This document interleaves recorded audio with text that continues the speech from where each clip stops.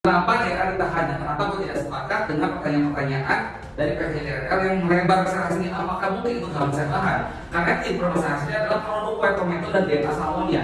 Nih, yang menyebabkan daerah ditahan itu adalah karena melanggar undang-undang perlindungan konsumen dan undang-undang kesehatan. Itu yang diduganya seperti itu, makanya daerah sampai ditahan. Ya, kalau tidak ada pelanggaran dalam undang-undang perlindungan konsumen atau kesehatan, mungkin daerah tidak akan sampai ditahan. Mungkin seperti kasus sebelumnya dengan pencemaran baik atau apa yang hanya mewajibkan wajib lapor aja. Badan POM sendiri pernah merilis bahwa daerah itu telah melakukan relabeli, artinya menempelkan stiker kue tomato pada produk dan tidak sesuai dengan izin edar yang ada. Walaupun mungkin penambahan stikernya itu dan tetapi produknya aman di dalamnya, dengan ditambahkan stiker itu sama saja melakukan penipuan kepada masyarakat, karena masyarakat itu pasti belinya karena ada kandungan tomato yang keren seperti itu, tapi ternyata tidak ada. Itu pun sudah melanggar undang-undang perlindungan konsumen. Apalagi kalau misalkan hasilnya itu tidak sesuai dengan dipromosikan, itu bisa melanggar undang-undang kesehatan. Itu kesimpulan yang gue dapat setelah gue pulang dari pengadilan kemarin. Gue coba berkomunikasi dengan para pengacara yang menjadi legal konsultan perusahaan gue pribadi. Gue coba pelajari, gue coba pengen belajar, pengen diskusi soal permasalahannya semua mengenai keterangan saksi yang katanya berbeda dengan BAP. Mungkin BAP dapat cukup lama dan membuat saksi itu lupa. Wajar saksi lupa.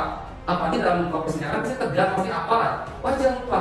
Ya, dan lagi balik lagi fokusnya sekarang permasalahan masalah produktif yang katanya dirilis juga ditarik ke apalah, menanyakan hal yang tidak ada hubungan dengan produk.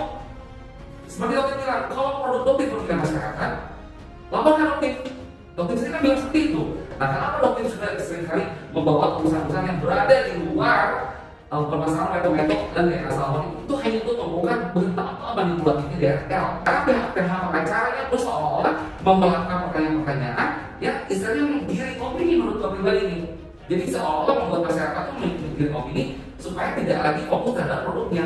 Padahal kalaupun misalnya ada uji labnya, kalaupun ada uji klinisnya, bisa saja mengandalkan saksi ahli.